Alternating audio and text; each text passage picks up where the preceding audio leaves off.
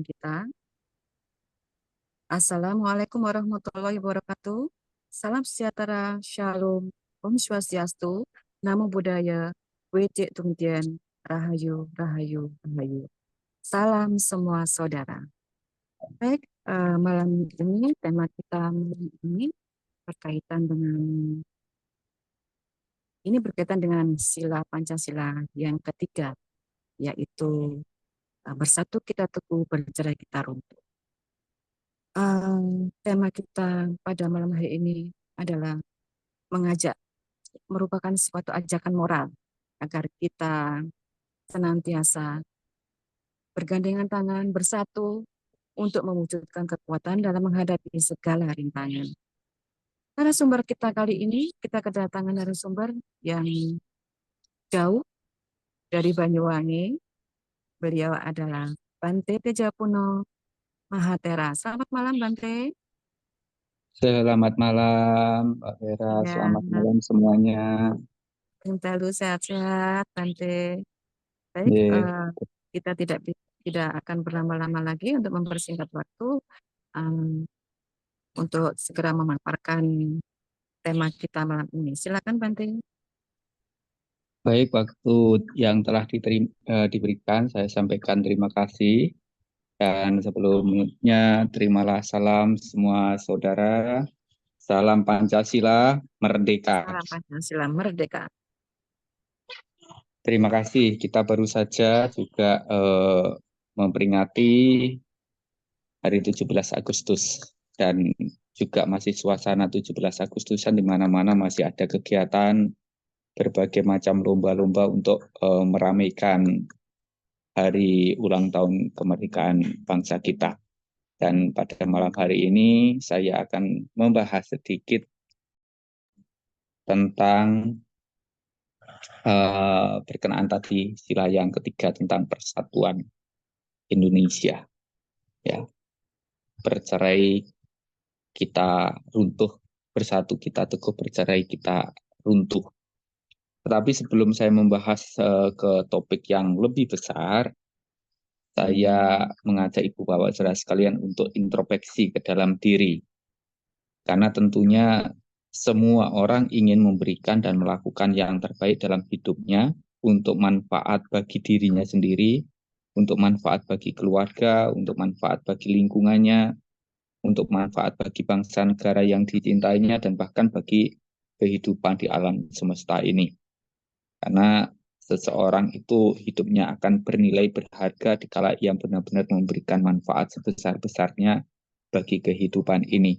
Maka karena itu izinkan kami untuk mengajak Ibu Asra sekali introspeksi ke dalam diri, di mana kita sudah lahir dan tentu di setiap kelahiran tentu ada akhir dari kelahiran yang disebut dengan kematian, di mana kematian itu juga tidak pernah memandang usia, artinya kapanpun bisa terjadi kematian di dalam diri kita. Maka karena itu sebelum itu terjadi, tentunya kita semuanya berupaya untuk melakukan hal-hal yang berguna, untuk melakukan hal-hal yang bermanfaat. Karena kita meyakini kalau kita menabur kebajikan, kita akan hidupnya damai bahagia dalam kehidupan sekarang, kalaupun meninggal dunia bisa terlahir di alam surga. Nah, itu diperoleh karena nilai-nilai kebajikan, hal-hal yang berguna bermanfaat yang bisa kita lakukan dikala kita masih hidup di dunia ini. Nah, kelahiran bangsa Indonesia seperti yang sering kita dengarkan juga, ini bukan hadiah. Ini hasil dari perjuangan oleh para pejuang-pejuang bangsa, oleh para leluhur-leluhur bangsa kita, yang dimana awalnya tentunya karena kita juga memiliki keanekaragaman yang luar biasa, beda suku, adat, budaya, bahasa, dan masih banyak lagi perbedaan yang ada, tapi dikala mereka terjajah, mereka tidak pernah mempermasalahkan perbedaan-perbedaan itu. Dan bahkan para pemuda meneguhkan hati untuk mengucapkan janji sumpah pemuda yang membuat semua elemen-elemen bangsa bersatu padu untuk berjuang. Nah, sama-sama merasa menderita, sama-sama merasa terjajah, hidup dalam penderitaan karena penjajahan. Nah, karena itulah kesadaran sama-sama merasa menderita, membuat mereka menyatukan tekad bulat untuk bersama-sama mengusir penjajah. Sehingga setelah mereka berjuang, yang juga sampai ada yang tidak pernah bisa menikmati hasil perjuangan mereka, mereka mengorbankan harta, mereka mengorbankan akunya, egonya, mereka mengorbankan jiwa raganya, dan bahkan tidak segan-segan juga meninggalkan orang-orang yang dicintai, yang disayanginya. Semuanya tertuju hanya bagaimana kita bersatu padu mengusir penjajah. Nah, ini menjadi satu. Bersatu kita teguh, menjadi kuat, yang mana tidak ada yang mempermasalahkan perbedaan-perbedaan yang ada. Sampai akhirnya bisa mengusir penjajah dan dinyatakan kita merdeka. Tapi mereka banyak yang sudah tidak ada, yang tidak bisa menikmati hasil perjuangan mereka, tapi ada juga yang masih hidup, tapi mungkin juga dalam kondisi kehidupan yang susah. Tidak seperti angan-angan, tidak seperti bayang-bayang, kalau kita merdeka, kita hidupnya sejahtera, tapi ternyata karena ya memang begitu lamanya dijajah, dikuasai bangsa asing, ya perlu untuk kita masih harus berbenah, mulai merangkak, mulai berdiri, mulai kita membangun dari waktu ke waktunya. Jadi generasi yang berikutnya mungkin berjuangnya bukan mengangkat senjata, tapi berjuangnya menggunakan segala daya kemampuan kita untuk bagaimana bukan hanya menikmati hasil perjuangan dari pendahulu kita, tapi bagaimana melanjutkan, mengisi dari perjuangan itu untuk sampai akhirnya tercapai yang menjadi tujuan berdirinya negara kita. Nah, Ibu Asra sekalian, kalau tadi saya mengajak kepada Ibu Asra sekalian untuk introspeksi ke dalam diri.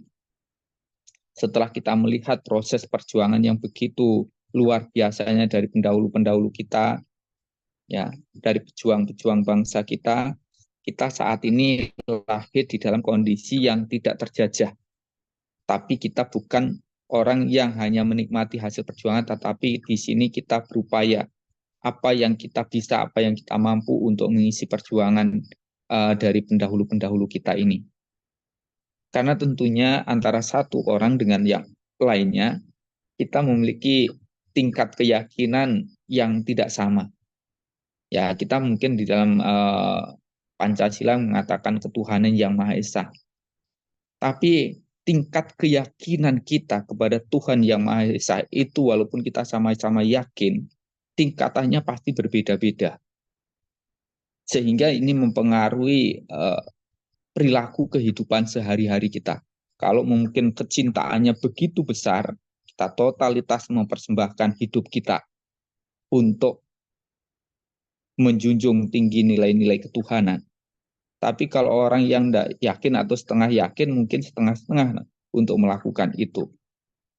Karena menurut hemat kami, penghormatan kepada Tuhan yang Maha Esa, dikala kita ini bisa mempersembahkan bakti yang terbaik dengan kita memiliki dasar-dasar moral yang baik, perilaku yang baik.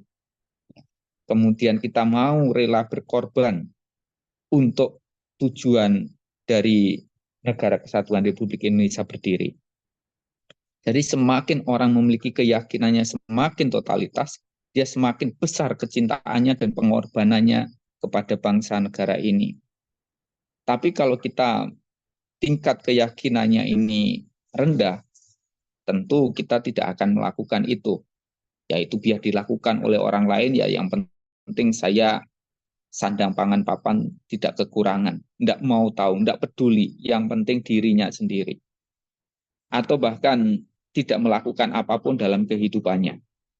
Nah, ini kita menganggap mungkin orang yang ya istilahnya cacat ya.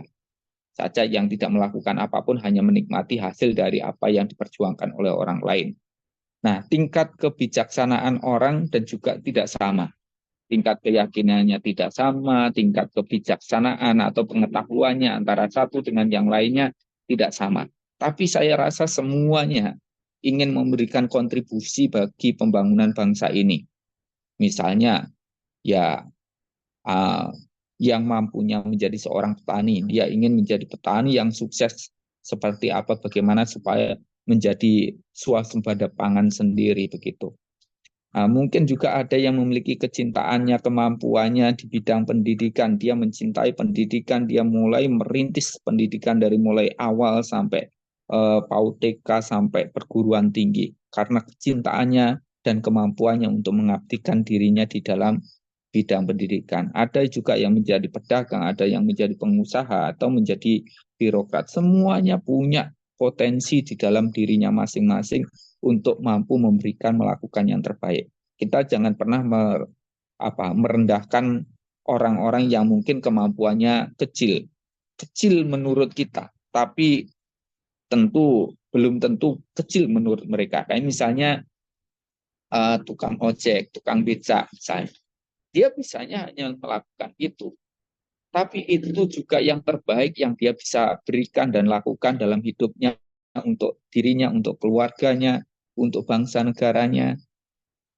Ya, dia bisa mandiri, bisa memenuhi kebutuhan-kebutuhan sendiri, tidak harus selalu menunggu subsidi dari pemerintah. Dia bisa melakukan itu, dia pun menjadi pahlawan bagi dirinya, bagi keluarganya, bagi lingkungannya. Nah, jadi kemampuan orang, kebijaksanaannya tidak sama, pengetahuannya tidak sama, yang juga itu mempengaruhi perilaku kehidupan mereka. Begitu juga dengan kemampuan masing-masing orang, itu juga tidak sama. Tapi kita meyakini bahwa semua punya potensi, semuanya punya kontribusi untuk memberikan, melakukan yang terbaik bagi bangsa negara ini. Nah, kita perlu melihat kondisi di mana apabila tubuh jasmani kita ini yang memang terbentuk dari perpaduan unsur, kalau kemudian terurai, tercerai-berai, itu jasmani kita ini tidak ada. Atau kalau ada salah satu organ di dalam tubuh kita tidak berfungsi dengan baik, maka itu akan mempengaruhi kerjanya organ yang lain, sehingga kita mengalami sakit dan semakin parah, semakin parah. Tapi selama semua organ ini berjalan dengan baik, kita tetap kondisinya sehat. Ini kalau kita menganalogikan kondisi negara kita. Jadi kalau kita misalnya semuanya bergerak sesuai dengan kemampuannya masing-masing, maka di situ akan menjadi kekuatan yang besar, menjadi persatuan yang kuat untuk mewujudkan bangsa negara ini. Tapi kalau kita dari hal-hal yang kecil misalnya sudah tidak diperhatikan, tadi saya katakan, kalau organ tubuh kita mengalami kerusakan, kita pasti mengalami sakit. Kalau tidak segera diatasi, maka ini akan membuat sakit kita semakin parah. Nah, misalnya dari kondisi pikiran kita yang negatif, pikiran kita yang buruk, kalau saya sering melihat di medsos itu, aduh, luar biasa, taburan kebencian di mana-mana, ujaran kebencian di mana-mana, buka ini, buka itu, selalu ada penyakit kebencian yang ditular-tularkan begitu. Nah, ini kalau seumpamanya kita sendiri sudah memiliki pikiran yang negatif, pikiran yang buruk, pikiran yang dikuasai kebencian misalnya, itu sudah membuat diri kita sendiri menderita. Nah, karena kita menderita, kita kemudian tulis di medsos, kemudian sampaikan di media sosial, atau kita lakukan di perilaku kita. Maka yang terjadi, orang-orang yang membaca, orang-orang yang mendengar, melihat perilaku yang penuh dengan kebencian dari kita, ya banyak yang terprovokasi. Sama-sama saling membenci, ya awalnya hanya dari satu orang akhirnya posting di media sosial, itu selalu ada orang yang suka dan tidak suka. Ya, Kalau orang dikuasai kebencian, begitu kena cipratan kebencian, dia langsung begitu meledak kebenciannya, mengiyakan saja apa yang disampaikan di media sosial tadi. Dan bukan hanya itu, dia tentu akan memposting ujaran kebencian itu, sehingga kebencian yang dimulai dari satu orang, apalagi kalau satu orang ini orang yang berpengaruh, punya jabatan tinggi, kekuasaan yang luas atau pengikut yang banyak, wah ini sangat-sangat luar biasa efeknya nanti. Begitu banyaknya orang yang nantinya akan terpengaruh, terprovokasi karena kebencian itu. Sehingga akhirnya lama-lama menjadi satu kekuatan yang luar biasa yang menimbulkan dampak negatif yang sangat luar biasa juga apabila terjadi benturan. Nah, maka karena itu kita coba untuk mengupayakan supaya dimulai dari diri kita sendiri, begitu tubuh kita ini sehat, ya mari kita gunakan, mari kita manfaatkan untuk membuat batinnya, rohaninya itu menjadi jernih, menjadi sehat. Jadi kalau dikatakan arogaya para manglabang, kesehatan itu adalah keuntungan yang terbesar. Jadi kalau kita punya kesehatan rohani, di mana kita, ya kalaupun ada kebencian ya jangan terlalu banyak. Kalau ada pun keserakahan ya jangan terlalu banyak. Kalaupun kita bodoh ya bodohnya jangan terlalu bodoh gitu. Tapi kalau semuanya serba terlalu, penuh dengan kebencian, penuh dengan keserakahan, penuh dengan kebodohan, orang yang sakit seperti itu pasti akan menimbulkan efek negatif bagi dirinya sendiri, bagi keluarganya, bagi orang-orang yang ada di sekelilingnya, apalagi kalau sampai disampaikan melalui media-media elektronik seperti itu, media sosial, itu akan sangat-sangat membuat kondisi terkoyaknya persatuan kita. Maka karena itu, karena melihat efek negatif apabila kita terpecah-pecah, karena kita ini negara yang sangat besar, maka mari kita mengupayakan untuk tidak lagi mempermasalahkan perbedaan, mari kita ciptakan kedamaian, dan mari kita bangun bangsa negara ini dengan kita semuanya mengupayakan sesuai dengan bidang kemampuan kita masing-masing untuk memberikan yang terbaik bagi bangsa negara ini. Jadi kalau kita menjadi orang yang sehat, rohaninya sehat, jasmaninya sehat, ya kita bisa melakukan hal yang berguna bermanfaat. Dan kalaupun misalnya itu dilihat dari lingkungan masyarakat, yang paling kecil itu adalah keluarga. Apabila anggota keluarga dihuni oleh orang-orang yang sehat, mentalnya, spiritualnya, maka di dalam keluarga itu pun juga akan damai, akan bisa mewujudkan tujuan dari terbentuknya keluarga itu. Jadi kita harus ingat bahwa bahagia atau tidaknya keluarga itu tergantung sepenuhnya kepada suami, istri, dan anak. Tergantung pada satu keluarga itu, anggota keluarga itu. Jadi kalaupun misalnya salah satu, misalnya suaminya yang tidak baik, pasti rumah tangga itu juga mulai terkoyak, kerukunannya, kedamaiannya, kebahagiaannya. Kalau suami istri sama-sama tidak mengindahkan kewajiban tanggung jawabnya, tentu kehidupan rumah tangga yang diharapkan bahagia, damai, bahagia tidak akan bisa terwujud. Lebih-lebih kalau keseluruhannya tidak mengerti apa yang harus dilakukan di dalam kehidupan rumah tangga, pasti keluarga itu tidak akan bahagia. Maka karena dihuni oleh suami yang baik, istri yang baik, orang tua yang baik, anak yang baik, maka di situ terwujudlah kedamaian, terwujudlah kebahagiaan, kesejahteraan.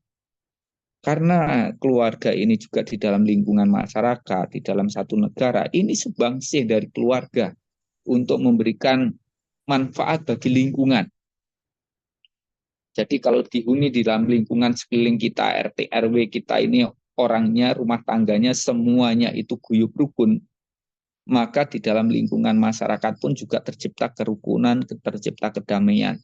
Kita bisa menciptakan karya-karya yang baik di desa itu, di daerah itu. Mungkin juga membuat kerajinan, keterampilan supaya perekonomiannya meningkat, atau bahkan tempatnya dihias, desanya dihias supaya menjadi desa wisata Seperti kalau yang di Bali itu ada satu desa yang sangat terkenal bersihnya, itu desa eh, apa namanya? Yang kemarin kami juga sempat datang ke sana, itu sangat luar biasa. Memang desanya tidak besar, tapi sangat bersih. Itu karena dihuni oleh orang-orang penduduk atau keluarga-keluarga yang peduli dengan kebersihan. Mereka bisa melakukan itu karena mereka hidup rukun, hidup damai, hidup bahagia, dan bisa menciptakan pekerjaan sehingga kehidupannya menjadi sejahtera. Dan itu sudah mengharumkan negara kita menjadi negara desa yang bersih, terkenal karena bersihnya. Nah, jadi dari mulai desa, mulai ke wilayah yang lebih luas lagi, kita bisa membangun bangsa negara ini sesuai dengan bidang kemampuan yang kita miliki. Ya, seperti yang tadi saya katakan, kalau kita ini bercerai, di dalam keluarga bercerai, ya kedamaian kebahagiaan tidak bisa terwujud. Tujuan berdirinya sebuah keluarga itu tidak tercapai. Dan kalau di negara kita ini semuanya itu memunculkan egonya masing-masing karena perbedaan yang ada di Indonesia yang begitu banyaknya, karena beda sukunya, beda adatnya, beda budayanya, beda bahasanya. Kalau itu dipertahankan egonya masing-masing, pasti terjadi benturan yang luar biasa. Kita mencintai adat, seni, budaya yang luhur bagi bangsa kita. Tapi kita harus ingat itu adalah kekayaan yang memang harus kita jaga, harus kita rawat.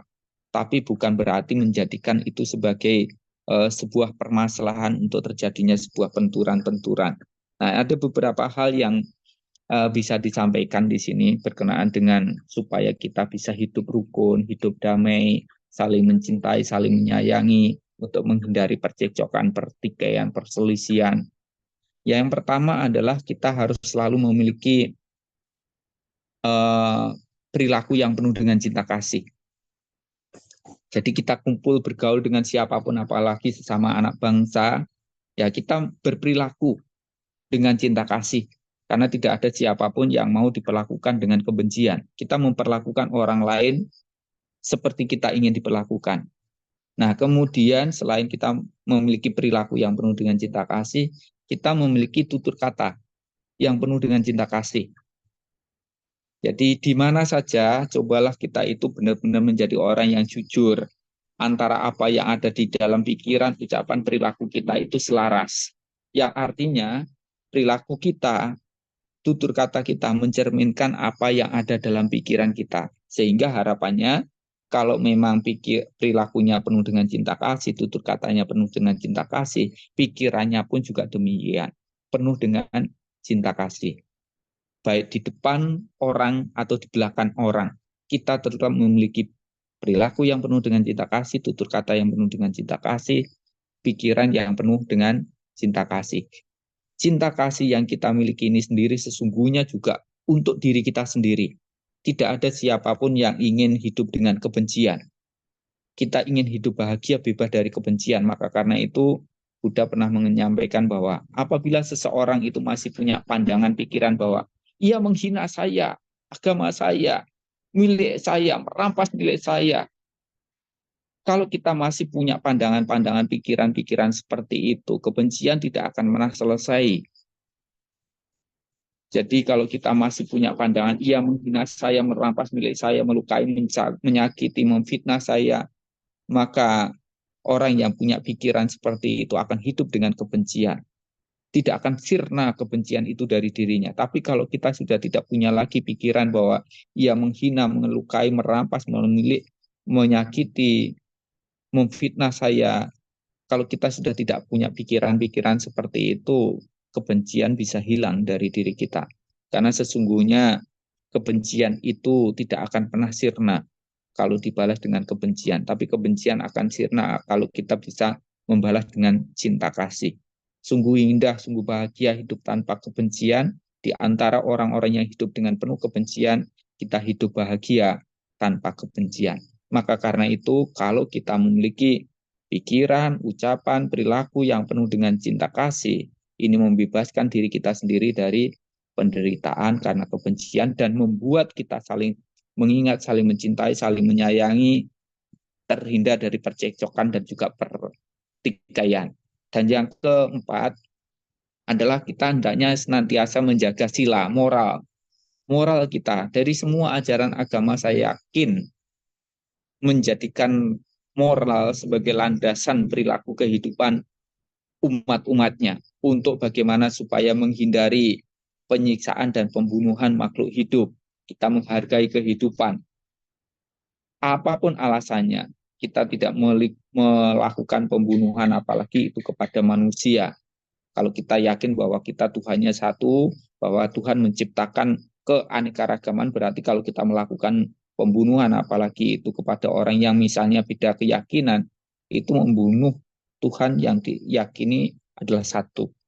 Kemudian menghindari pengambilan barang yang tidak diberikan supaya kondisinya kondusif, tenang, damai.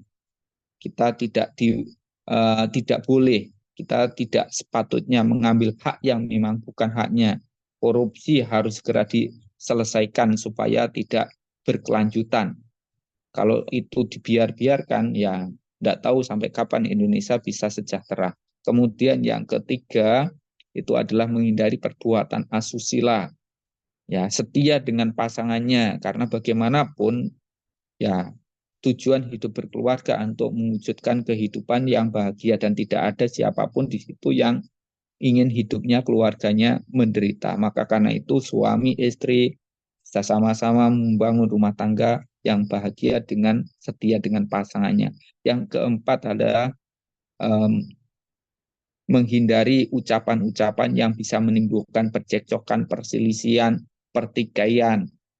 Jadi kita harus punya kedewasaan, mampu mengendalikan diri dengan keyakinan kita, dengan kebijaksanaan kita, dengan kemampuan kita, supaya tidak mengucapkan kata-kata yang bohong, tidak mengucapkan kata-kata yang tidak benar, tidak mengucapkan kata-kata yang bisa menimbulkan percekcokan, perselisihan, pertikaian.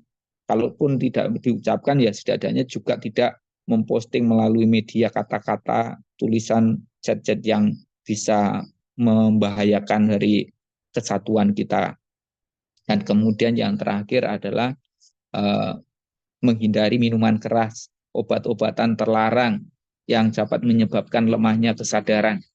Jadi kalau orang sudah kesadarannya lemah, dia bisa melakukan apapun, hal-hal yang buruk, bisa menyampaikan kata-kata yang memprovokasi, yang menimbulkan percekcokan, perselisihan, bisa tidak setia dengan pasangannya, bahkan dia bisa mengambil hak yang bukan haknya, dan dia pun juga bisa saja sampai melakukan pembunuhan. Ini karena kesadaran yang lemah karena pengaruh obat-obatan ataupun minuman keras, atau karena kesadaran yang memang lemah. Nah, kemudian selain kita memiliki moral yang baik sebagai landasan perilaku tadi, yang kelima yaitu kita senantiasa berbagi kepada siapapun yang membutuhkan. Jadi kalau kita sama mengalami penderitaan, ya sama-sama kita menderita. Kalau kita memiliki sesuatu, ya kita bisa berbagi kepada orang lain yang membutuhkan sehingga tidak terjadi kesenjangan sosial. Nanti bisa kita sama-sama mewujudkan keadilan sosial bagi seluruh rakyat Indonesia. Jadi kalau sampai itu bisa terwujud dari kota sampai pelosok desa, semuanya bisa terpenuhi kebutuhannya, ya, dan bahagia sejahtera hidupnya, pasti sudah tidak akan lagi berbagai macam permasalahan muncul karena memang kesejahteraan itu sudah benar-benar dirasakan. Dan yang terakhir, karena memang kemajuan teknologi sangat cepat, sangat pesat sekali, ya maka sepatutnya kita juga terus menggunakan, memanfaatkan itu dengan baik, dengan bijak untuk kebersamaan kita, untuk persatuan kita, untuk membangun bangsa dan negara ini dengan lebih baik dari waktu ke waktunya. Mari kita berikan yang terbaik, mari kita lakukan yang terbaik di masa kita, di zaman kita, dikala kita masih hidup sekarang ini, dengan harapan ini akan bisa memberikan sumbangsih bagi bangsa negara ini, dan juga kita berharap semoga generasi kita juga akan menjadi generasi yang lebih baik daripada generasi yang sudah baik yang ada sekarang. Karena ini adalah membangun rumah yang namanya Indonesia. Kalau pemimpin-pemimpin kita telah meletakkan pondasi-pondasi yang kuat untuk pembangunan rumah ini, di masa kita mari kita bangun fisiknya, dan harapan kita di era generasi berikutnya itu melanjutkan sampai mengisinya, sampai melengkapinya hingga akhirnya terwujud yang namanya keadilan sosial bagi seluruh rakyat Indonesia. Terima kasih untuk kesempatan yang telah diberikan, yang sedikit bisa saya sampaikan, yang pastinya kita bersatu semakin kuat, semakin kokoh, dan kita bisa mewujudkan negara yang bahagia, sejahtera. Dengan kita bercerai sampai kapanpun tidak akan bisa mewujudkan kedamaian, tidak akan bisa mewujudkan kebahagiaan dan juga kesejahteraan yang tentu semuanya itu sesungguhnya menjadi cita-cita kita. Tapi itu tidak akan bisa tercapai karena kita tercerai-berai, karena akunya, karena egonya, karena pandangan-pandangan kelirunya yang dipaksakan, yang disampaikan dengan penuh kebencian, sehingga virus kebencian merajalela di mana-mana yang membuat kegaduhan, menimbulkan pertikaian di mana-mana. Semoga kita semuanya selalu sehat, sehat rohani kita, sehat jasmani kita, dan mari kita bangun bangsa negara ini dengan lebih baik. Kalaupun tidak bisa membangun, setidak-tidaknya tidak merusak.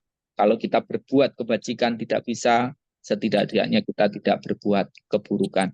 Sekian, terima kasih. Salam semua saudara, salam Pancasila, merdeka.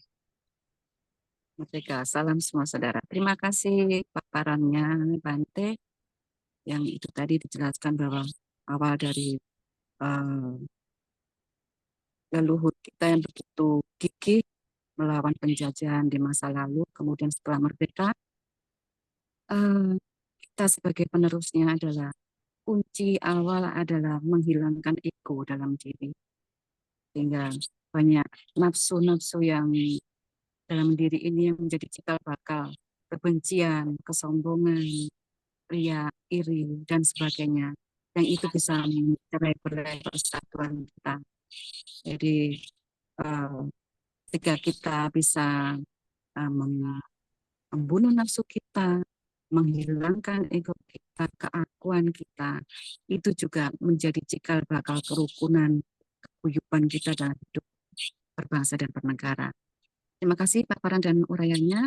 Untuk selanjutnya kita di sesi penanggap ini sudah hadir dari pengunjung Pak Junato. Selamat malam Mbak Vera, Bante. Ya. Selamat malam. Semua saudara. Salam semua saudara. Ya. Silakan Pak Junato, tanggapannya. Terima kasih Bante. Paparan pada malam ini mengingatkan pada kita semua bahwa persatuan perlu kita jaga sehingga kita tidak tercerai-berai. Sering Bante juga mengatakan bahwa lidi kalau satu tuh kurang kuat, tapi kalau dijadikan satu bisa menjadi kuat, dan itulah yang harus kita miliki bersama. Contoh yang paling dapat kita lihat di dalam kehidupan kita sehari-hari, contoh yang seperti kita berkumpul di jagongan online IMP inilah contoh-contoh yang real, yang nyata bagi kita, bahwa kita tidak lagi membingungkan apa agama kita, apa ras kita, apa suku kita, apa bahasa kita. Dan itu perlu kita wujudkan dalam kehidupan kita, juga di dalam masyarakat kita. Kita bersatu padu, membangun dari lingkungan kita, sehingga nanti akhirnya menjadi desa, kecamatan, kabupaten, provinsi dan akhirnya bisa menjadikan negara kita jadi kuat. Itu aja Bante, menurut saya yang dapat saya tanggapi. Sekali lagi terima kasih atas uraian dan mengingatkan kita semua untuk selalu bersatu padu. Salam semua saudara. Salam semua saudara. Ya, terima kasih Pak Juniko.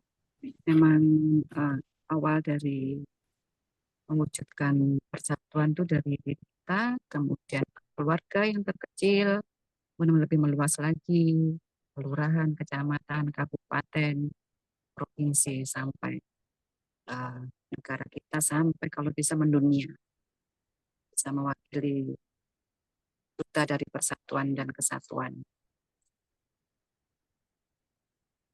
Untuk selanjutnya,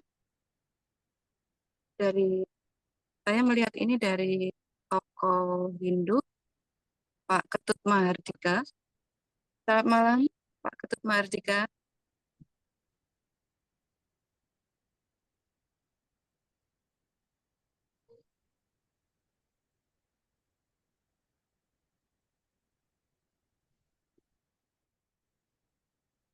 Betul. Dan kali ini bisa on cam.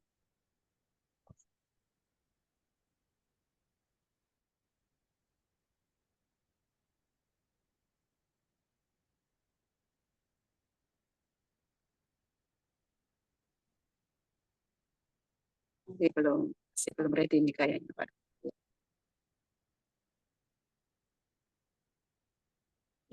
Baiklah, ini sepertinya sudah hadir tokoh agama Islam, Buya Asopa. Selamat malam, Buya. Selamat malam, Mbak Vera. Ya, baik. Untuk tanggapan malam ini segera diuraikan, Buya. Assalamualaikum warahmatullahi wabarakatuh. Waalaikumsalam. Salam semua saudara. Salam Salam semua. sejahtera untuk kita semua. Om Swastiastu. Namo Buddhaya. Peti Tongten. Rahayu.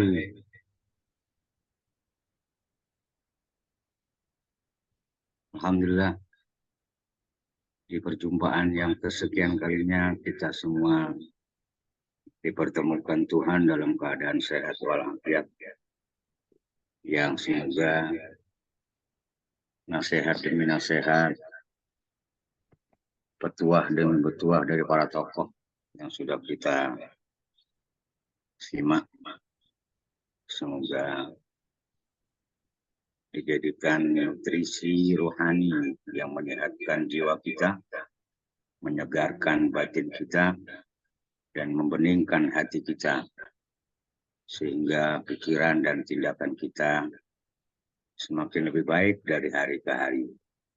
Sebagaimana yang disampaikan oleh Bante tadi, bahwa semua kebenaran kebaikan berasal dari cinta kasih, dan kesalahan, keburukan muncul dari kebencian dan kemunafikan. Benar sekali, memang kita semua terlahir dari cinta kasih, dari dua insan yang memelihara kita, merawat kita, dan membimbing kita, membesarkan kita. Ialah ibu bapak kita.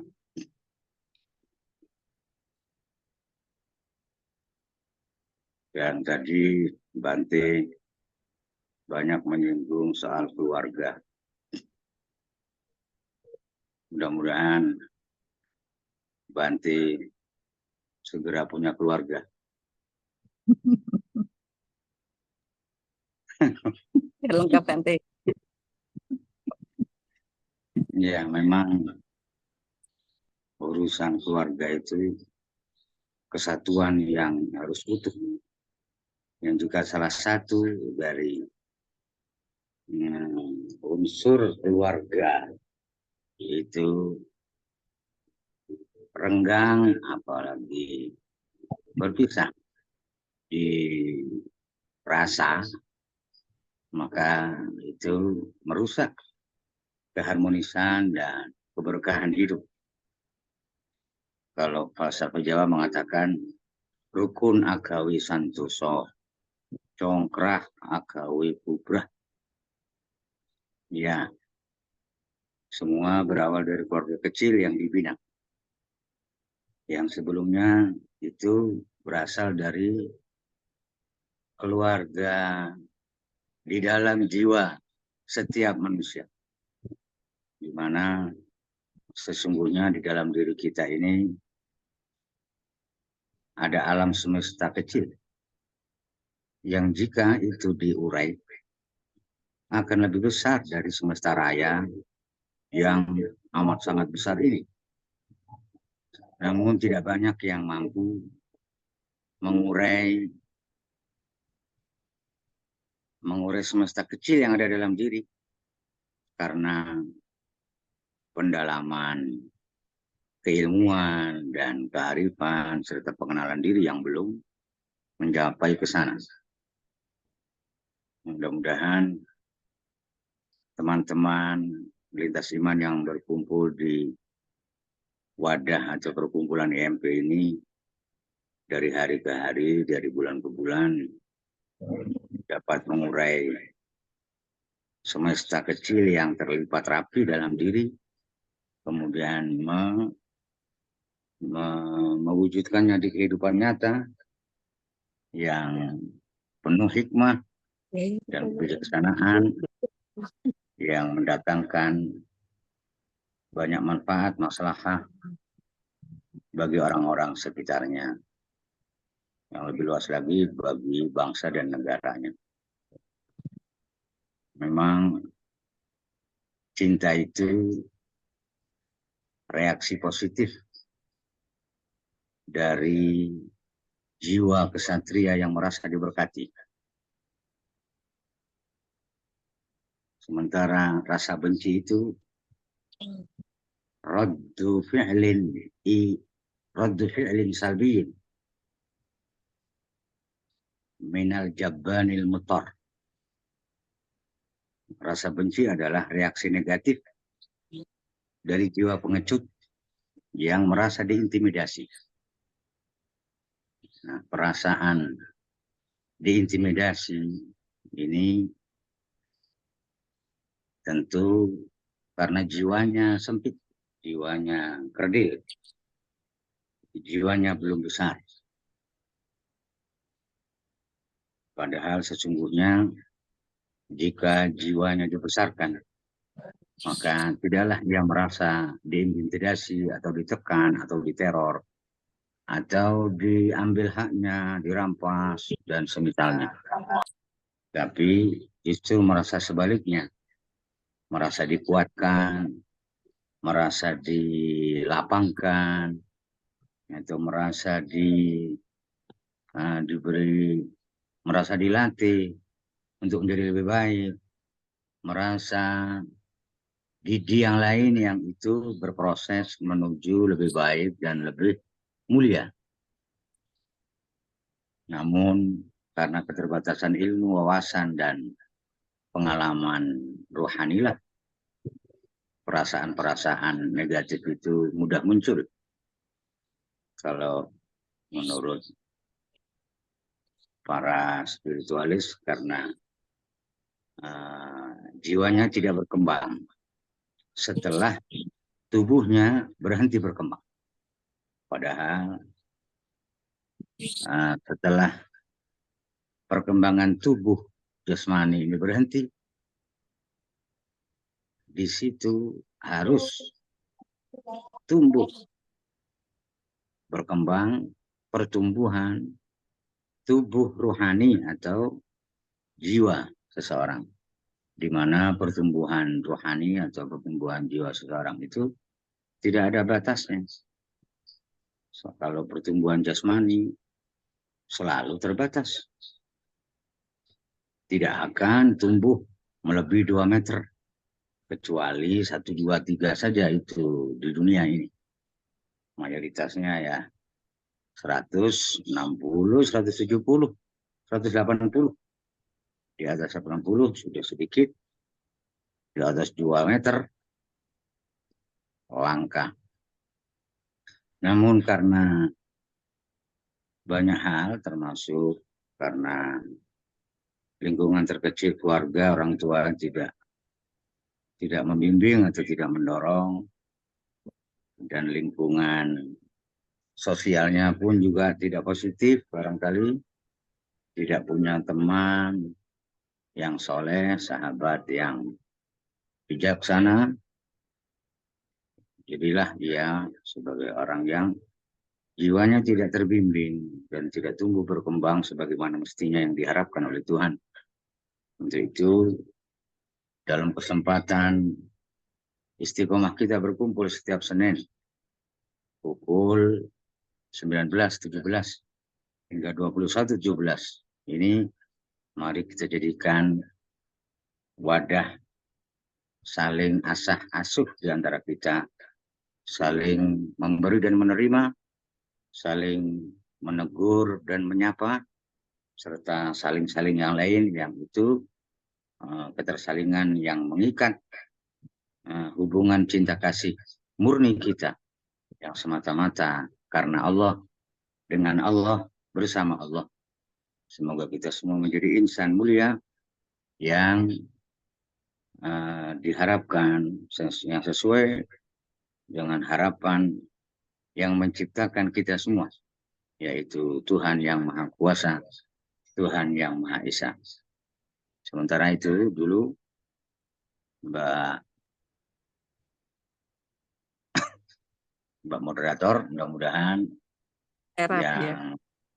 Mbak Vera, semoga sedikit yang saya sampaikan ini ada manfaatnya. Billahi taufiq wal hidayah. Wassalamualaikum warahmatullahi wabarakatuh. Salam semua saudara. Salam semua saudara. Tanggapan dari Buya Asofa ini begitu gamblang bahwa semua yang baik itu berasal dari cinta kasih. Kesalahan keburukan berasal dari kebencian dan kemunafikan.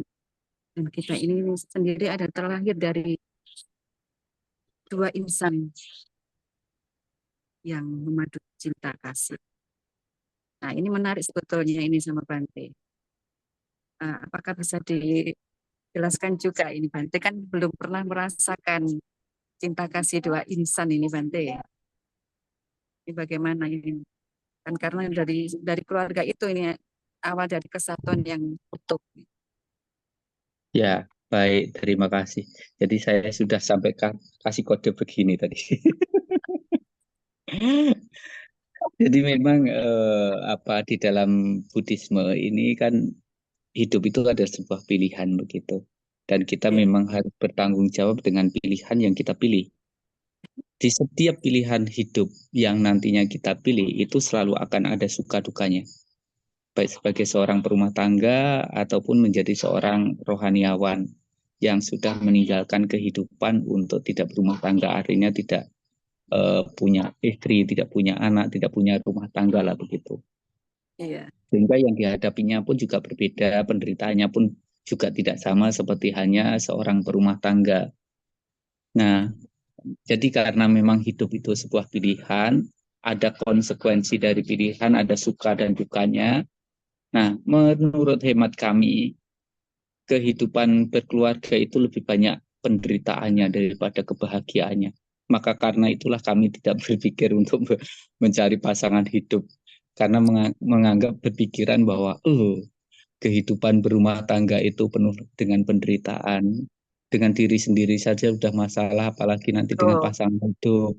Pasti itu nanti Bante akan belum sudah punya masalah gitu bayangannya gitu Bante. Penuh penderitaan masalah, padahal nggak ada masalah dan penderitaan ini Bante. Kalau kita mau bertanya atau dijawab dengan jujur, lebih banyak bahagia atau lebih banyak penderitaannya? Kalau kita mengatakan ya pasti ya lebih banyak penderitaan daripada kebahagiaannya. Tapi itu pilihan hidup. Mau kita bahagia atau menderita di dalam kehidupan rumah tangga, ya kita harus terus berjalan. Dan bagaimana mewujudkan kehidupan rumah tangga yang bahagia.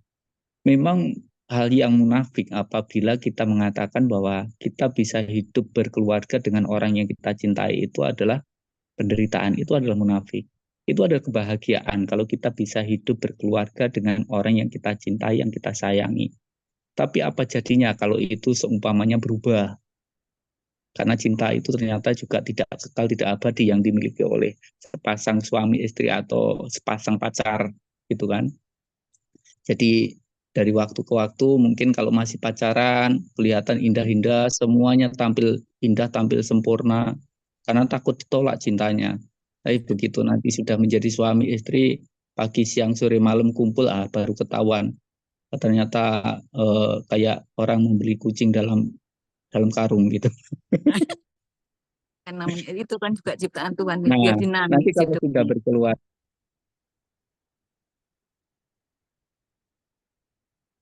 Anu mati ya. Bante nggak terdengar ini suaranya. ya mohon maaf tadi ada telepon.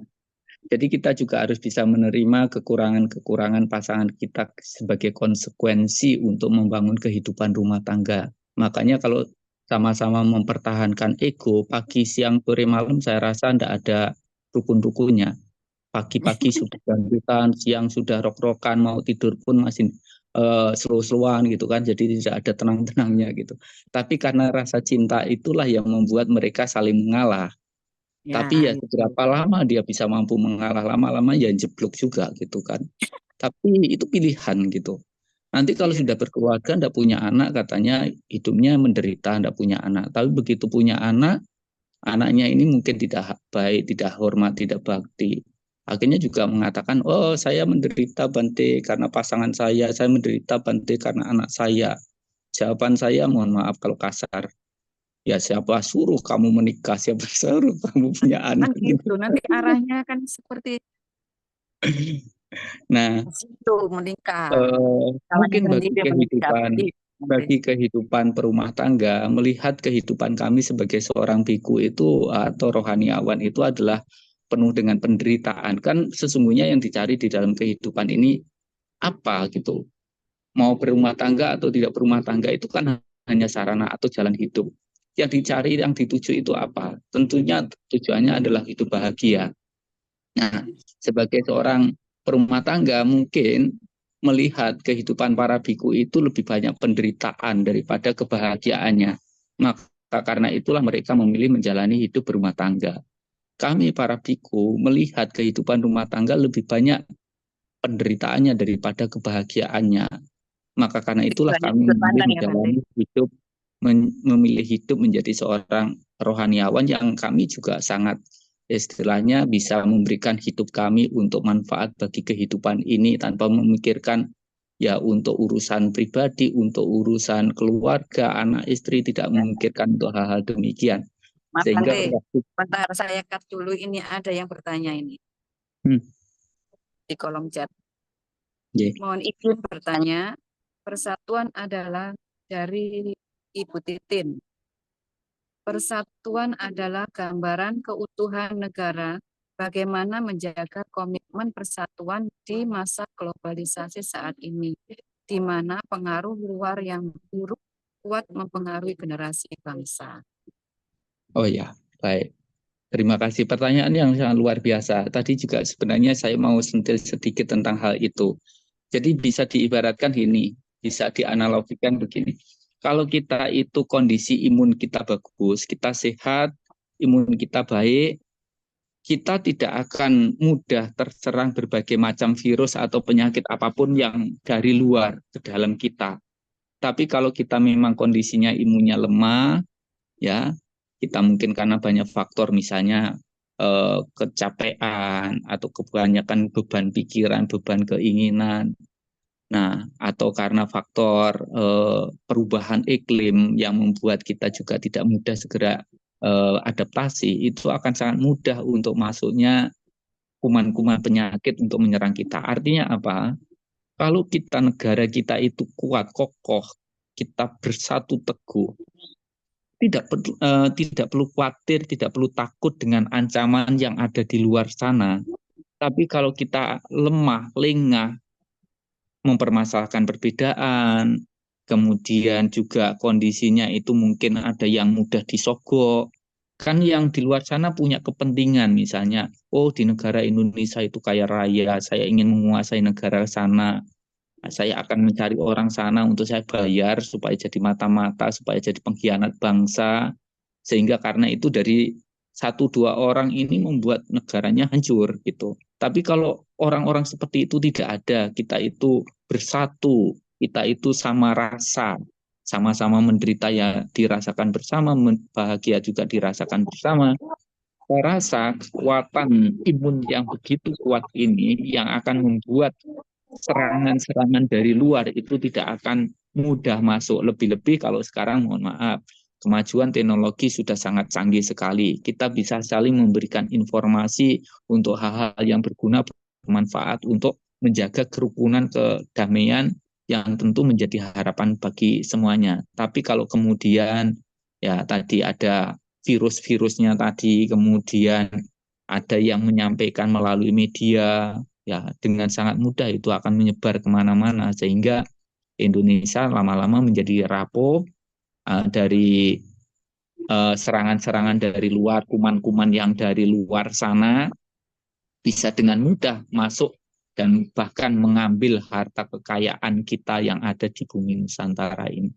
Jadi tidak perlu khawatir apabila kita memiliki kebersamaan, memiliki persatuan, memiliki imun yang kuat. Kita tidak akan mudah terserang kuman penyakit. Saya rasa begitu. Terima kasih. Ya, terima kasih atas jawaban dari pertanyaan Ibu Titin tadi. Barangkali ada tokoh dari agama lain. Ini saya lihat Pak Ketut, apa sudah bisa memberikan tanggapan atau ini sudah hadir Pak Wayan Yasa? Bisa memberi tanggapan dari perspektif agama Hindu?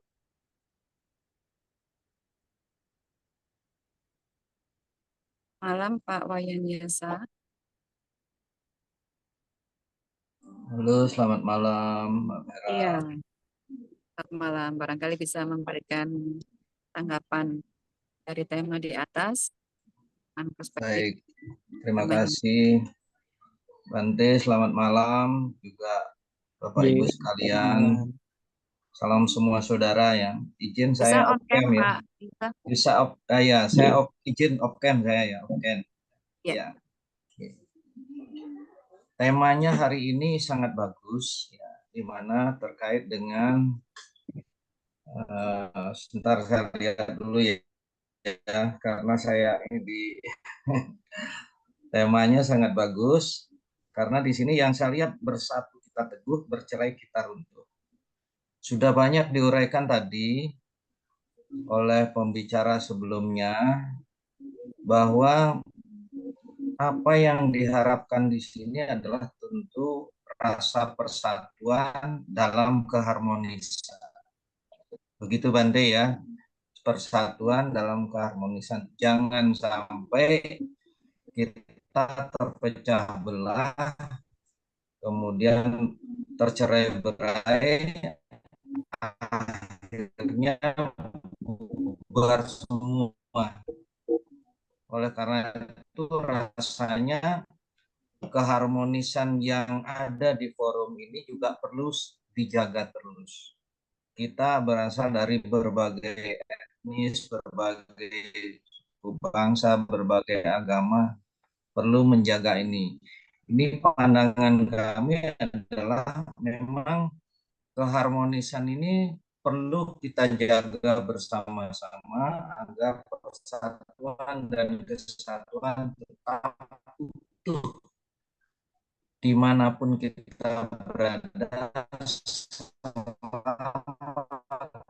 kita mengaku orang Indonesia ya yang terdiri atas berbagai macam ragam, baik pulaunya berbeda-beda, tentu adat istiadatnya juga berbeda. Jangan perbedaan itu yang ditonjolkan, tetapi justru kebersamaan dan keharmonisan ini yang perlu kita jaga. Saya mengamati apa yang diuraikan oleh Bante tadi juga oleh pembicara sebelumnya ya nampaknya sangat sangat bermanfaat bagi kita terutama.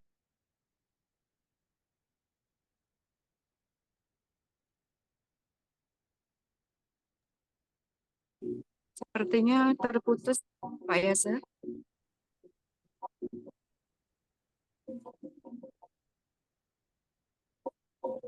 Putus ini Pak Yasa. Oh, beliau keluar. Iya, Ya, bentar saya lihat. iya. Kayaknya Kental kayaknya, Mbak. terlempar ini. Iya, terpental ini.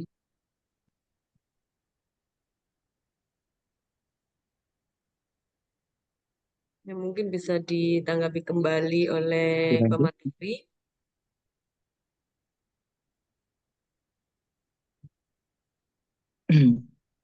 Ya, baik. Jadi memang kalau tadi dibahas mau dilanjutin enggak? Jadi kita semuanya ingin memberikan yang terbaik. Sebagai pribadi juga ingin memberikan yang terbaik. Saya berpikir bahwa dengan menjalani kehidupan saya seperti ini, saya bisa mewujudkan bakti yang terbaik bagi orang tua saya, bakti yang terbaik bagi eh, guru-guru saya, bakti yang terbaik juga kepada bangsa negara saya, kepada para pahlawan bangsa saya, yang dimana saya tidak mengedepankan aku, ego, keinginan pribadi saya. Jadi kalau saya mengedepankan keinginan ego saya, wah, saya mungkin bisa tidak berbakti pada orang tua, tidak bakti sama guru, tidak bakti juga kepada para pahlawan bagi kehidupan ini. Maka karena itulah berusaha untuk ya hawa nafsunya untuk ke diri sendiri itu disingkirkan, mengalahkan diri sendiri. Nah, karena kita tidak pernah berpikir mengalahkan orang lain. Kita berpikirnya bagaimana mengalahkan diri sendiri supaya bisa memberikan manfaat sebesar-besarnya sebelum saya mati nantinya untuk manfaat bagi kehidupan. Jadi mengalahkan kebenciannya, mengalahkan keserakahannya, mengalahkan kebodohannya, mengalahkan egonya, hawa nafsu indria duniawinya. Makanya dikatakan bahwa penakluk yang sejati bukanlah orang yang mampu mengalahkan, menaklukkan beribu-ribu musuh dalam sebuah pertempuran, tetapi penakluk yang sejati adalah ia yang mampu mengalahkan, menaklukkan dirinya sendiri.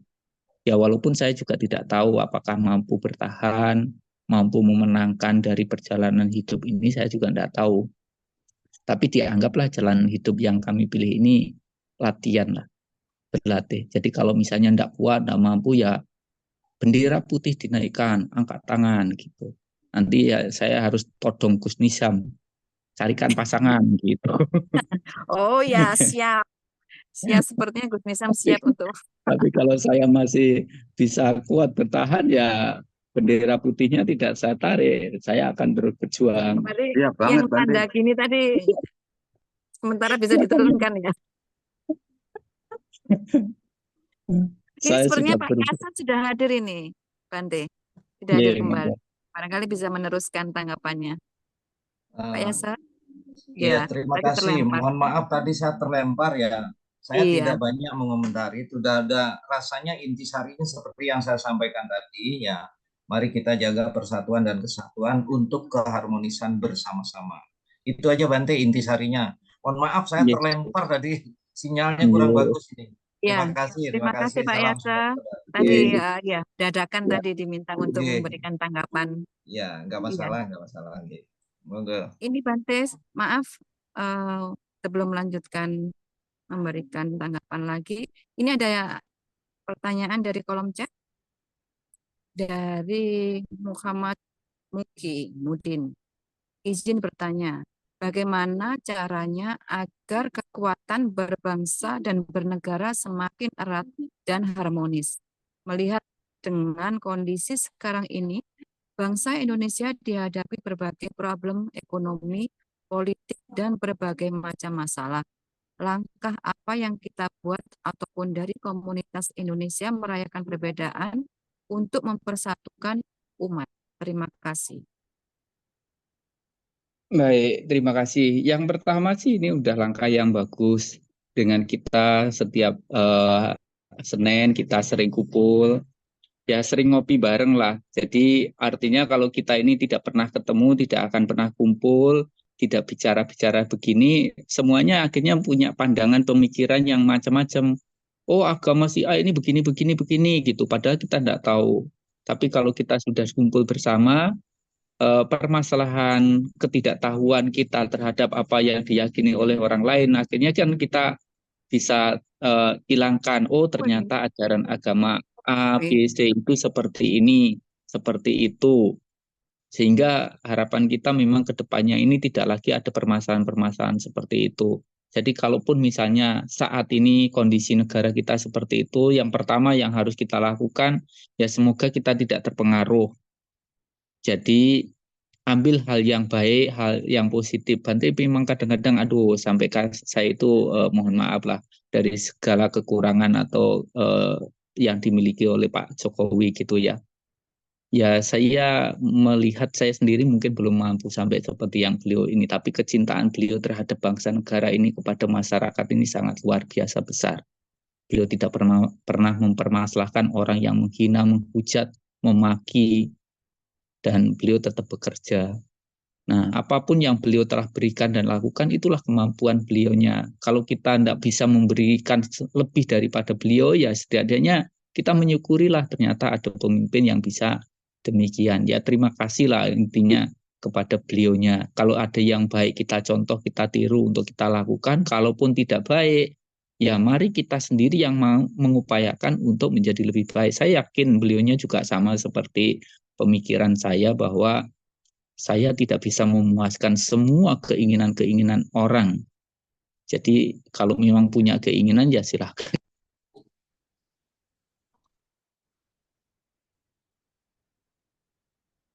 Maaf Bante, nggak terdengar.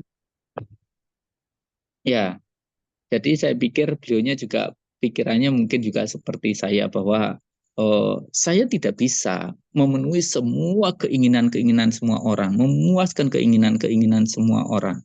Kalau memang keinginannya ada, ingin dipuaskan, ya silahkan dipenuhi sendiri keinginannya, kepuasan nafsunya, seperti itu.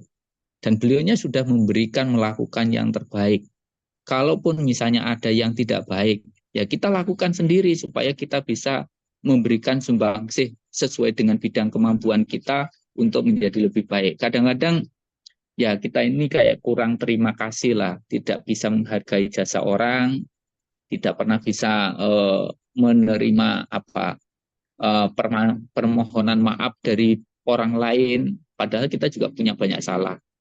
Kita tidak pernah punya rasa terima kasih, apalagi punya rasa balas budi lah gitu. Jadi mari kita tumbuhkan itu, terima kasih, maaf, dan juga yang satu lagi adalah membalas budi, balas jasa kepada beliaunya. Kalau tidak bisa membalas jasa-jasa beliaunya, ya setidaknya tidak menghujat, menghina, memfitnah, memaki segala macam lah, sampai urusan pribadi. Aduh, kalau bisa diibaratkan beliau sebagai kepala rumah tangga itu, kalau sudah direndahkan oleh istri sama anaknya, beliau keluar rumah itu sudah tidak bisa berdiri tegak. Sebagai seorang pemimpin bangsa, kalau beliau di masyarakat yang dipimpinnya aja sudah diperlakukan begitu, sebenarnya beliau sudah kayak tidak punya muka di depan pemimpin-pemimpin negara lain. Kayak kita tidak punya rasa seperti itu. Padahal kalau kita sendiri seperti itu juga sama. Kalau kita dihina, dimaki, difitnah oleh anak-anak kita, oleh istri kita, kita sebagai laki-laki kepala rumah tangga pasti tidak bisa berdiri tegak juga. Nah, maka karena itu mari kita hormati pemimpin rumah tangga, mari kita hormati pemimpin bangsa kita supaya beliau bisa bekerja sesuai dengan kemampuan yang beliau punya. Nanti kalau jauh tuh di masa kita, coba berikan yang terbaik, lakukan yang terbaik yang kita bisa. Saya rasa kalau hanya ngomong aja semua orang bisa. Kalau mau mencari kekurangan, kelemahan, ya selalu ada. Kayak di yin yang itu, di kelenteng itu selalu ada simbol yin dan yang. ada hitam, ada putih begitu. Tapi di tengah-tengah hitam itu ada putihnya. Di tengah-tengah putih itu ada hitamnya. Sebaik-baiknya orang kalau kita cari salahnya, kurangnya ya pasti ada. Sejelek-jeleknya orang kalau kita mau cari baiknya itu juga pasti ada. Cuma tergantung kita itu mau melihat dari mana. Tapi kalau saya menyarankan lihatlah kebaikannya orang supaya kita bisa membalas kebaikan orang itu. Jangan melihat keburukan orang. Kenapa? Kalau kita melihat keburukan orang, yang muncul ada ketidakpuasan, kemarahan, kejengkelan, sakit hati, dendam. Dan kalau kita pelihara pikiran seperti itu, kita sendiri yang menderita. Bukan orang yang kita benci. Kadang-kadang orang yang kita benci tidak tahu kalau kita benci. Mereka Iya, tersenyum, mereka ketawa gitu kan. Tapi kita yang siapapun penuh dengan pemimpin bangsa kita harus kita hargai perjuangannya karena tidak mudah. betul sekali, Negara betul kita sekali. heterogen dari sisi ras, agama, dan banyak hal tidak mudah. Makanya kita, siapapun Betul, itu pemimpin bangsa kita, kita harus menghargai gitu ya. betul. Dan mari kita lakukan juga sesuai dengan bidang kemampuan yang kita punya untuk membantu sesuai dengan kemampuan kita bagi bangsa negara ini. Kayak misalnya saya juga misalnya jadi biku. Saya kan memang juga tidak punya rumah tangga. Ya mohon maaf, bukan mau tidak ini ya. Cuma karena ya juga tidak punya kerjaan, tidak punya penghasilan. Siapa orang yang mau dihidupi oleh orang yang seperti itu? Hidup saya Tapi hanya nanti dari jika pemberian mau orang. nanti anu ya ke Gus Nizam. Mudah-mudahan Gus Nizam dengar ini. Kehidupan saya diberi dari orang. Makan satu hari sekali. Siapa juga yang mau? Pakaiannya cuma 2 jubah ini, tidak lebih daripada 2. Siapa juga yang mau hidupnya susah, gitu kan? Tapi dengan cara kehidupan saya berusaha totalitas untuk memberikan yang terbaik bagi bangsa ini. Orang Kalau orang Thailand pernah mengatakan orang Thailand cinta Thailand. Saya juga mengatakan aku orang Indonesia, makan di Indonesia, mati pun juga di Indonesia. Aku mencintai Indonesia. Begitu. Aku berikan jiwa ragaku untuk Indonesia. Ya, cuma ya sesuai dengan bidang kemampuan yang saya punya. Kalau saya tidak bisa berpikir, bertutur kata, berperilaku yang baik, ya setidaknya saya tidak menebarkan kebencian kepada siapapun supaya kita bisa hidup rukun, hidup damai, dan bisa membangun bangsa negara ini. Begitu. Terima kasih. Iya, terima Curhat. kasih. Nanti agak sedikit curhat berapi-api kan. Barangkali dari audiens ada yang berkenan memberikan tanggapan. Bisa silakan.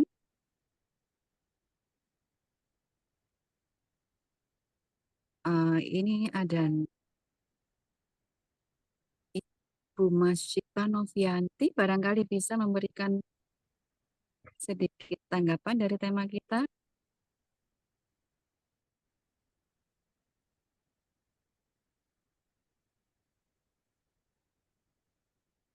Ada pertanyaan di kolom chat tidak?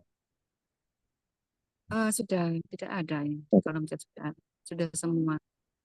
Atau ini ada hadir, ada baru yang hadir. I Gusti Ayu Putu barangkali bisa memberikan tanggapan atau pertanyaan.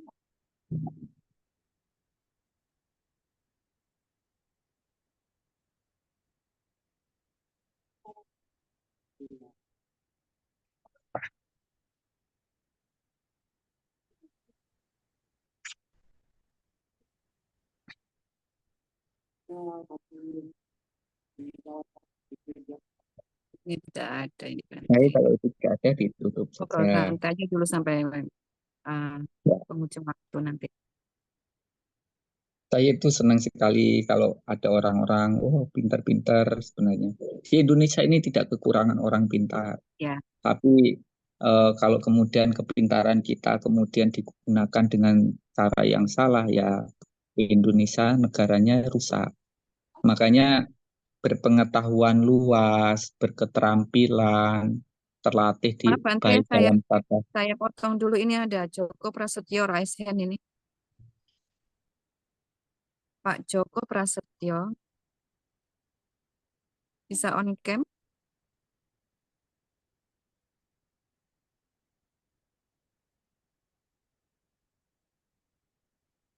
Ya, Pak Joko Prasetyo, ini raise hand, bisa on cam Pak Joko.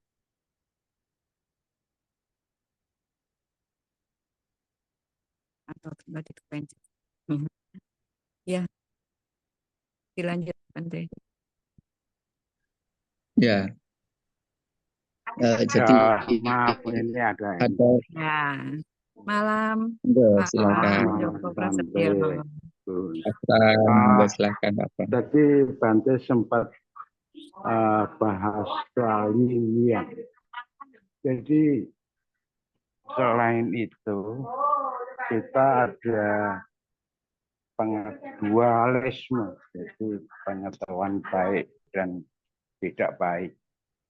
Itu bagaimana cara kita bisa mengatasi, kayaknya istilah saya di atas ini yang atau di atas dualisme itu. Terima kasih Bante. Baik, terima kasih untuk pertanyaan dari Pak Joko Prasetyo. Pak Joko. Ya. Jadi di sini ada dua kebijaksanaan sebenarnya. Kebijaksanaan ini untuk mengetahui supaya kita tahu mana yang baik dan mana yang tidak baik. Beserta dengan akibat-akibat yang akan kita terima kalau kita melakukan kebaikan, akibatnya bagaimana, kalau kita melakukan keburukan, nanti akibatnya bagaimana. Ini adalah dualisme yang harus kita mengerti, pahami dengan baik. Karena biasanya juga menurut kita baik, tapi ternyata menurut orang lain tidak baik. Nah, kita yang jadi acuannya itu adalah orang-orang yang bijak. Kalau orang-orang bijak ini sudah tidak ada, ya ajaran-ajaran orang bijak. Kalau di Buddhis itu menjadikan Buddha sebagai toladan, karena Buddha sudah tidak ada, maka ajarannya lah yang dijadikan suri toladan. Buddha pernah mengatakan siapapun yang melihat Dharma, melihat ajaran beliau, akan melihat Buddha. Siapapun yang melihat Buddha, dia akan melihat Dharma. Nah, di sini ada kebijaksanaan Lokiya, ada kebijaksanaan Lokutara. Kebijaksanaan Lokiya itu kebijaksanaan yang dimiliki oleh kebanyakan orang pada umumnya. Yang mana biasanya ini masih saling bisa diperdebatkan antara satu dengan yang lainnya. Jadi menurut si A benar, menurut si B salah. Menurut si B benar, tapi menurut si A salah. Jadi kayak bisa diibaratkan 4 orang yang memegang gajah. Yang satu megang belalainya, yang satu megang kakinya, yang satu megang ekornya, yang satu megang telinganya. Tapi 4 orang ini buta semua. Dan karena itu dia menyimpulkan gajah itu seperti apa, bagaimana itu sesuai dengan apa yang dia pegang. Nah, ini yang biasanya dimiliki oleh kebanyakan orang. Maka karena itu di dalam syair Dhammapada, Buddha pernah mengatakan bahwa apabila seseorang memiliki pandangan bahwa salah dianggap benar, benar dianggap salah, maka dia tidak akan menemukan kebenaran. Kebahagiaan dianggap penderitaan, dan penderitaan dianggap kebahagiaan. Orang seperti ini dia tidak akan pernah menemukan kebahagiaan. Tapi kalau ada orang yang sudah mengetahui, melihat, menyadari benar adalah benar, salah adalah salah, kebahagiaan adalah kebahagiaan, penderitaan adalah penderitaan, maka orang yang memiliki pandangan benar seperti itu, dia akan tahu kebenaran, dia pun juga akan menemukan kebahagiaan. Kebahagiaan yang dicari-cari oleh orang pada umumnya itu terletak bukan di luar kita, tapi terletak di dalam diri setiap orang, diri setiap makhluk. Nah, maka di dalam ajaran Buddha ini bukan mengarahkan keluar, tetapi mengarahkan kebahagiaan itu ke dalam, mencarinya, menemukannya di dalam diri. Dikala ia bisa bebas dari kebencian, itulah kebahagiaan. Dikala ia bebas dari keserakahan, itulah kebahagiaan. Dikala ia bebas dari nafsu kesenangan indriawi duniawi, itulah kebahagiaan. Kalahkan kebencian dengan cinta kasih, kalahkan kebencian dengan cinta kasih, kalahkan kekikiran dengan kemurahan hati, kalahkan kesombongan dengan kerendahan hati, kalahkan kejahatan dengan kebajikan. Nah, kalau kita bisa mengalahkan begitu, kita akan menemukan menjadi orang yang memang benar-benar bahagia. Dan itu adalah orang-orang yang sudah memiliki lokutarapanya, kebijaksanaan yang memang sudah ditelusuri, dibuktikan sendiri.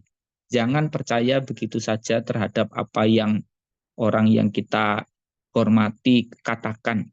Jangan percaya begitu saja terhadap kitab suci yang mungkin usianya sudah ratusan ribuan tahun.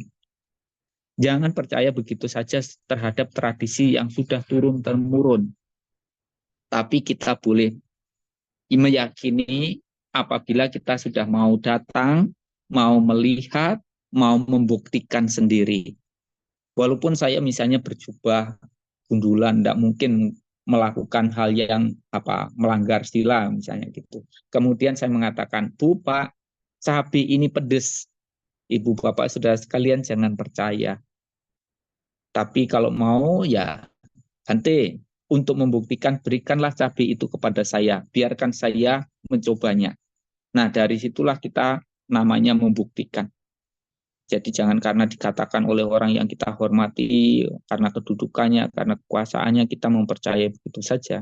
Tapi kita harus datang, mau melihat, mau membuktikan sendiri. Maka di dalam ajaran Buddha ini yang tidak menariknya sebenarnya suruh membuktikan itu. Di satu sisi semua harus yakin, harus percaya, tapi di dalam ajaran Buddha ini jangan yakin, jangan percaya kalau kita belum membuktikan.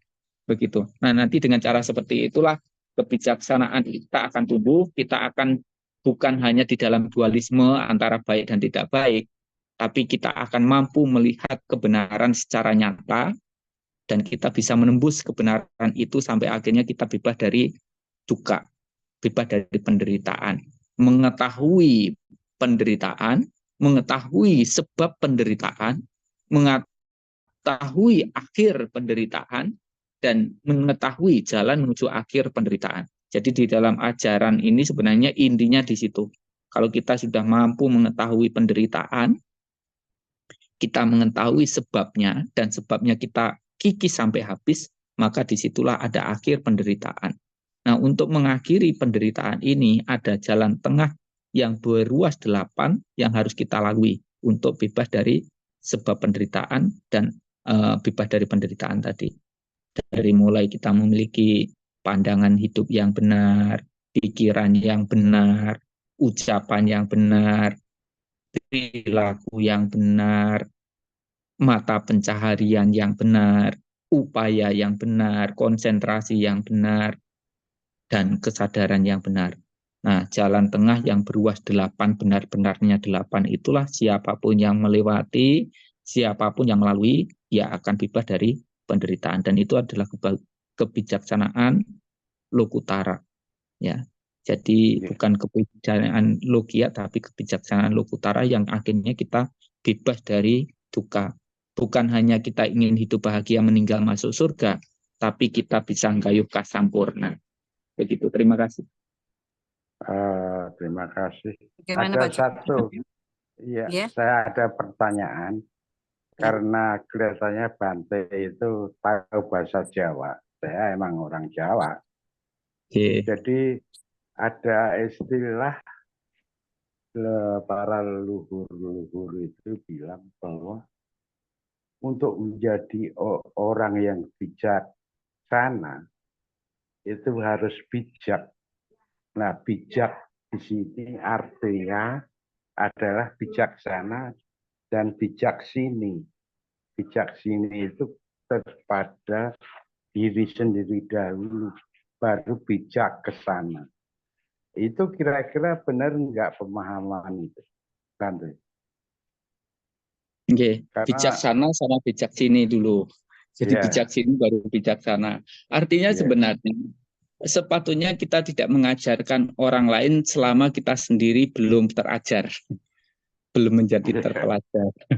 Begitu. Jadi saya pun juga tidak pernah berpikir jadi biku itu nyeramai orang. Ya saya masih belajar bagaimana untuk menjadi dewasa, bagaimana menjadi orang yang matang di dalam spiritual, mampu mengatasi berbagai macam permasalahan yang saya hadapi di dalam batin saya sendiri. Begitu. Nanti kalau saya sudah mampu mengetahui, oh ini ya yang membuat kita menderita, ini loh solusinya untuk saya bebas dari penderitaan. Nah, pengalaman-pengalaman perjalanan spiritual itu baru kita sampaikan kepada orang lain. Jadi, mengajar diri sendiri sebelum kita mengajar orang lain. Maka karena itulah Buddha juga pernah sampaikan juga, kata-kata seindah apapun tidak menjadi indah apabila diucapkan oleh orang yang tidak melaksanakannya. Tetapi kata-kata akan menjadi indah apabila diucapkan oleh orang yang melaksanakannya. Saya takut juga ngomong-ngomong bagus-bagus padahal perilakunya tidak bagus. Tapi harusnya perilaku saya bagus, baru saya menyampaikan kepada orang lain. Kalaupun saya tidak bisa menyampaikan kepada orang lain, perilaku yang baik itu sudah menjadi toladan bagi orang lain. Yang juga harus kita lihat dewasa ini, kalau orang pintar sudah banyak, cuma ketauladanan itu yang kurang. Jadi kita memang harus menjadikan diri kita menjadi orang yang berpikir, bertutur kata, berperilaku yang bijak, bajik, dan supaya tentunya membawa manfaat bagi diri sendiri dan juga bermanfaat bagi orang lain untuk menjadi suri tauladan bagi orang lain.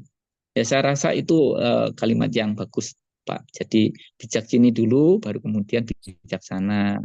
Mengajar diri sendiri dulu, baru kemudian mengajar orang lain. Kalaupun tidak bisa mengajar orang lain, perilaku kita yang bajik itu bisa menjadi toladan bagi orang lain.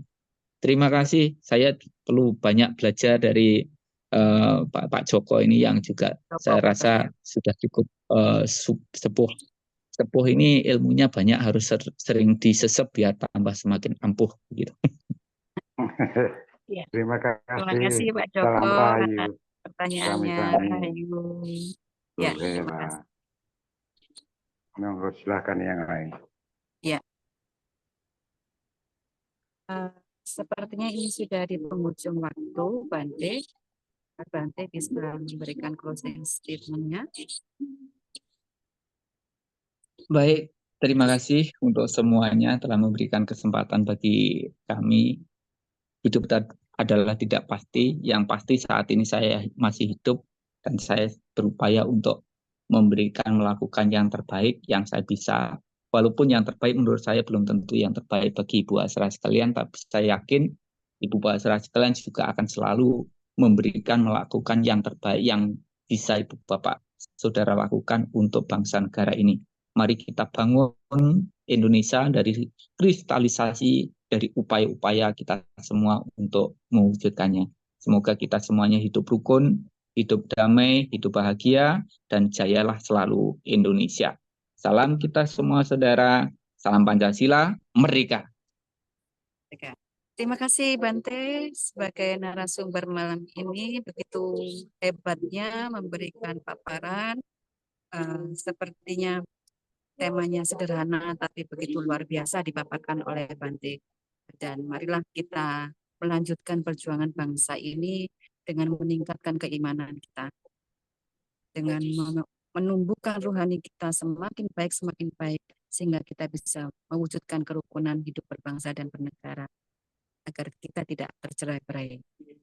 Terima kasih Bante atas paparannya dan waktunya. Terima kasih juga kepada tokoh-tokoh agama yang sudah memberikan tanggapan.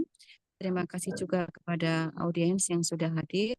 Jangan lupa mengisi kolom link absensinya. Terima kasih. Selamat malam. Assalamualaikum. Salam sejahtera. Shalom. Om Swastiastu. Namo Buddhaya. Witi Tumkian Rahayu. Salam semua saudara. Selamat malam. Salam Pancasila. Semua Merdeka. saudara Saya kembalikan ke merdeka. Mbak Ulan. Baik, disampaikan terima kasih kepada Mbak Vera Estuni yang sudah membantu saya untuk memoderatori jagongan kita pada malam hari ini, memandu jalannya diskusi kita pada malam hari ini, dan saya ucapkan terima kasih kepada Bante Teja Punyo yang sudah menyempatkan waktunya dikala tugas-tugasnya yang masih banyak yang harus dikerjakan oleh Bante, tapi Bante selalu tetap setia bersama kita semua, memberikan pencerahan kepada kita semua tentunya yang sangat bermanfaat. Dan juga disampaikan terima kasih kepada seluruh tokoh rohaniawan IMP yang lain dari agama-agama yang lain yang memberikan tanggapan juga pencerahannya kepada kita semua. Dan jangan lupa Bapak Ibu untuk mengisi absensi dan kuesionernya untuk penerbitan e-sertifikat. Mari kita akhiri perjumpaan kita pada malam hari ini. Mari kita jaga persatuan dan kesatuan bangsa kita di masyarakat yang beragam dan majemuk ini. Ya, salah satunya dengan cara merayakan perbedaan dalam wadah Indonesia merayakan perbedaan, sehingga Indonesia menjadi lebih kokoh, lebih kuat dalam menghadapi segala tantangan maupun hambatan, baik dari dalam maupun dari luar negeri. Baik, terima kasih. Sampai jumpa Senin depan. Wassalamualaikum. Salam semua saudara merdeka. Salam Salam saudara. semua saudara. Salam semua saudara. Salam semua saudara. Salam.